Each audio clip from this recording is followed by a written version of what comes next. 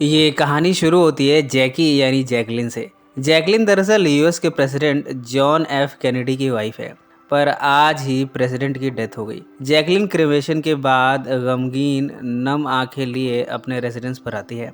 थोड़े टाइम के बाद उससे मिलने एक जर्नलिस्ट आया है। आजकल जैकलिन मैसाचुसेट्स में रहती है। जर्नलिस्ट ने इस एड्रेस का भी पता लगा लिया और यहाँ पहुँच ही गया। पहले तो जैकलिन उसे अंदर आने की इजाज़त नहीं देती, पर जर्नलिस्ट के जिद पर जैकलिन ने उसे अपने घर के अंदर आने दिया।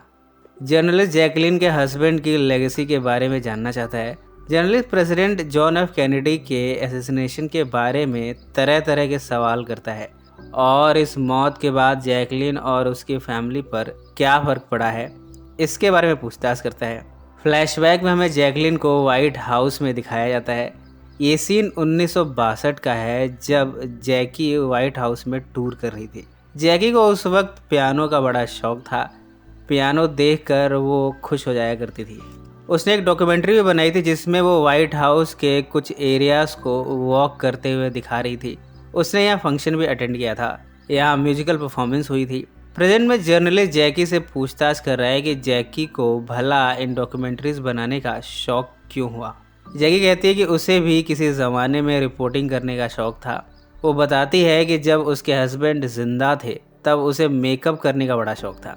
वो अपने हस्बैंड के साथ बड़े कॉन्फिडेंटली मीडिया से रूबरू हुआ करती थी। प्रेजेंट में वो जर्नलिस्ट से इमोशनल होते हुए कहती है कि जब उसके हस्बैंड को मारा गया तब वो अपने हस्बैंड जॉन यानी जैक के सिर को अपनी गोद में रखकर बार बार उसे वापस आने की रिक्वेस्ट करती रही, पर कुछ मिनटों में उसे ये स्वीकार करना पड़ा कि उसका हस्बैंड अब मर चुका है। जैकी बताती है कि अपने हस्बैंड की डेथ के बाद अब उसने पुराने सारे हॉबीज़ को त्याग दिया है। प्रेजेंट में वो हमें धूम्रपान करते हुए दिखती है। जब वो हादसा हुआ था तब जैकी के चेहरे पर जख्म बने थे। वो उन जख्मों को पोंछते हुए बिलख बिलख कर रोती है। इसके बाद एक एक करके वो फैमिली मेम्बर्स से मिली। प्रेसिडेंट के लिए स्पेशली डिज़ाइन की गई एयरफोर्स 1 एयरक्राफ्ट में बैठी है वो। जैकी को कंसोल करने के लिए नए प्रेसिडेंट लिंडन जॉनसन और उनकी वाइफ लेडी बर्ड आकर जैकी को कंफर्ट करते हैं। यूएस अटॉर्नी जनरल, जो कि जैकलिन का ब्रदर इन लॉ है, रॉबर्ट एफ कैनेडी, वो भी आकर जैकलिन को कंफर्ट करता है। प्रेसिडेंट की डेड बॉडी के साथ ही जैकी दिखती है।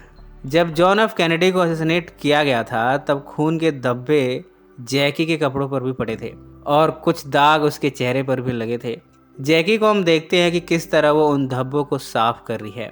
जैकी बताती है कि किस तरह उसे इस हादसे के बाद वॉशिंगटन डीसी भेजा गया। इसके बाद जैकी हमें अपने बच्चों से मिलते हुए दिखती है। वो अपने डॉटर और सन को कंसोल करते हुए बताती है कि अब उनके फादर उनसे बात नहीं करेंगे। अब वो हमेशा के लिए दुनिया छोड़कर जा चुके हैं। यहाँ काफ़ी इमोशनल सीन होता है। इसके बाद जैकी ग्रेवयार्ड पर पहुंची है।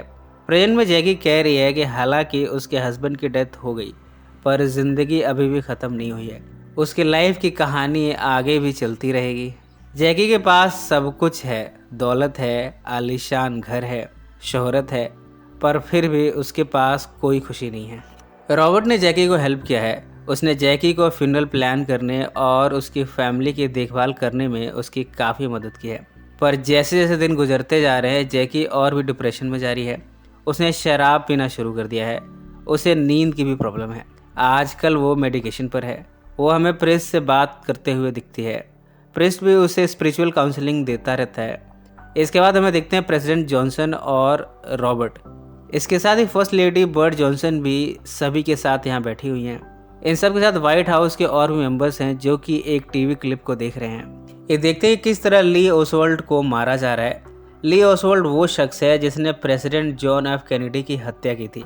बाद में उसे अमेरिका के नाइट क्लब के ओनर जैक रूबी ने शूट करके मार दिया। हालांकि ली ओसवाल्ड पुलिस कस्टडी में था, फिर भी जैक रूबी ने उसे शूट कर दिया। ये सब कुछ कैमरे में रिकॉर्ड हो गया। इस सीन को जब टीवी में सभी देख रहे हैं तब रॉबर्ट कहता है कि कोई भी जैकलिन को इस बारे में नहीं बताएगा। वो खुद ही इस बारे में उसे बताएगा और वो तब करेगा जब सही समय आ जाएगा। हालांकि ये बातें छिप नहीं पाती। जैकलिन को पता चल ही गया। जैकलिन बाद में रॉबर्ट पर गुस्सा होती है जिसने उससे ये बात छिपाई। रॉबर्ट उसकी सफाई देता भी है, पर जैकलिन उसकी बातों को नहीं सुनती। जैकलिन प्रेस से मिलकर उससे काउंसलिंग लेती रहती है। वो अपने बच्चों को लिए समंदर किनारे भी जाती है। उसे लगता है कि वो अपने हस्बैंड को शायद बचा सकती थी, पर उसने और हिम्मत दिखानी चाहिए थी। रॉबर्ट बाद में जैकलिन से फिर से मिलने आया है। वो कहता है कि जॉन का प्रेसिडेंशियल टाइम काफ़ी कम था, ऐसे में शायद अगली जनरेशन उसे याद ना रखे। इस बारे में वो कंसर्न भी जताता है। जैकलिन प्रेस से बताती है कि उसने उस घटना के बाद खुदकुशी करने का भी मन बना लिया था। एक बार तो उसने कोशिश भी की थी, पर बच्चों का ख्याल जब आया तब उसने ये आइडिया त्याग दिया। प्रेजेंट में ये इंटरव्यू ख़त्म हो चुका है। जैकलिन जर्नलिस्ट से कहती है कि वो इस इंटरव्यू के दौरान काफ़ी इमोशनल हो गई थी। कुछ हिस्से वो नहीं चाहती कि उसके बारे में छपे। जैकलिन कहती है कि उसका ये हक है कि जो पार्ट वो चाहे वही पार्ट इंटरव्यू का छप सकता है। जर्नलिस्ट भी यहाँ उसकी बात को मान जाता है।